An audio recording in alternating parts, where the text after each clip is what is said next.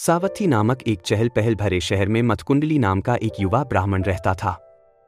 अपने पिता अदीन पुब्बक, जो कंजूस होने के कारण बदनाम थे, उनके विपरीत मथकुंडली के पास दयालु और उदार हृदय था। वह दान, करुणा और सही कर्म की बुद्ध की शिक्षाओं का पालन करना चाहता था, लेकिन उसके पिता की कंजूसी ने उसे उदारता के कार्य करने से रोक दिया। फिर भी मथकुंडली ने अपने जीवन के हर दूसरे पहलू में बुद्ध की शिक्षाओं का पूरी लगन से पालन किया। त्रासदी तब हुई जब मथकुंडली गंभीर रूप से बीमार पड़ गए।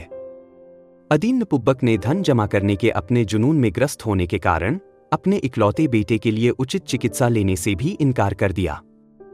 बुद्ध, जो हमेशा जरूरतमंदों का ध्यान रखते थे, मथकुंडली को अपने घर के बाहरी बरामदे में कमजोर और अकेला लेटे देखते हैं। अदीन पुब्बक ने अपने बेटे को वहां लिटाया था ताकि घर पर आने जाने वाला कोई भी उसकी संपत्ति ना देख सके। जब बुद्ध भिक्षा के लिए सावथी पहुंचे तो मथकुंडली को शांति और प्रकाश का एहसास हुआ। अपनी शारीरिक कमजोरी के बावजूद मथकुंडली ने बुद्ध के प्रति अपनी पूर्ण आस्था और भक्ति व्यक्त की। बुद्ध की उपस्थिति पर ध्यान केंद्रित करते हुए मथकुंडली पर शांति का भाव छा गया, जिससे वह शांति से अपना शरीर छोड़ सका। उसके अंतिम क्षणों में इस अटूट विश्वास और संतोष के कारण उसने स्वर्ग में स्थान पाया। अपने बेटे के गुजर जाने से बेहाल अदीन पुब्बक को आखिरकार उसके बिना अपने जीवन में खालीपन का एहसास हुआ। अब उसका बेटा चला गया था और अदीन पुब्बक को जमा किया हुआ धन अर्थहीन लग रहा था।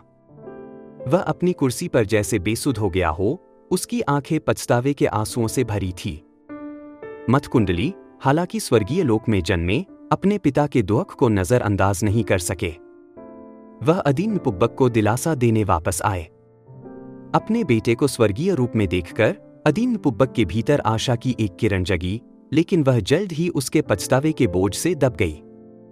अदीन पुब्बक ने अपने पछतावे से उबरकर मथकुंडली के अलौकिक रूप की ओर हाथ बढ़ाया। अपने तरीके बदलने और एक बेहतर इंसान बनने की गहरी इच्छा उसकी आंखों में झलक रही थी। मथकुंडली के मार्गदर्शन से अदीन पुब्बक ने उदारता को अपनाया। उसने अपने बेटे के अंतिम क्षणों में बुद्ध की उपस्थिति और उसके बेटे के स्वर्गीय पुनर्जन्म के लिए अपना आभार व्यक्त करते हुए बुद्ध और उनके शिष्यों को भोजन के लिए आमंत्रित किया। बुद्ध के शिष्य मथकुंडली के स्वर्गीय पुनर्जन्म के बारे में सुनकर आश्चर्यचकित थे। उन्होंने ये सवाल उठाया कि क्या कोई सिर्फ आस्था की शक्ति से स्वर्ग में स्थान प्राप्त कर सकता है?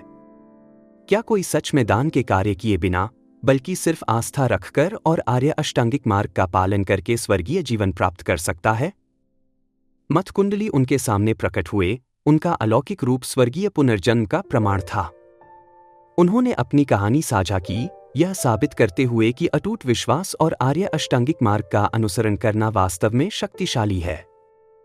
बुद्ध ने तब पाली में यह श्लोक कहा, मनो पुब्बनगमा धम्मा मनो सेट्ठा मनोम्या मनसा चे पसन्नेन भास्ति वा करोति वा ततो न सुखमन्वेति छायाव अनपाइने। इसका मतलब है कि हमारी जीवन की यात्रा हमारे विचारों से तय होती है और शब्दों और कार्यों में सकारात्मकता से सकारात्मक परिणाम मिलते हैं। जिस तरह हमारी परछाई हमेशा हमारे साथ रहती है, उसी तरह खुशियां हमेशा उन लोगों के साथ रहती हैं जिनका मन शुद्ध होता है, जो करुणा के साथ बोलते और काम करते हैं। बुद्ध ने समझाया, जब सही इरादे के साथ किया जाता है तो दान के पुण्य का फल श्रेष्ठ है, लेकिन आर्य अष्टांगिक मार्ग का अनुसरण करना और सही विचार रखना ही सर्वश्रेष्ठ आधार है। मथकुंडली ने अपनी परिस्थितियों के बावजूद शुद्ध विचारों, कार्यों और भक्ति को अपनाए रखा, जिसने विश्वास के साथ मिलकर सकारात्मक परिणाम का मार्ग प्रशस्त किया।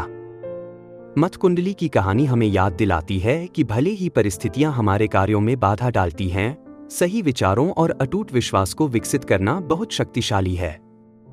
सच्चा परिवर्तन भीतर से शुरू होता है और आर्य अष्टांगिक मार्ग का पालन करके हम करुणा, उदारता और अंततः खुशी से भरे जीवन का निर्माण कर सकते हैं। कमेंट्स में बताएं आपको मथकुंडली की कहानी कैसी लगी। इस आत्मज्ञान की यात्रा में शामिल होने के लिए धन्यवाद। लाइक और सब्सक्राइब करना न भूलें। नमो बुद्धाय।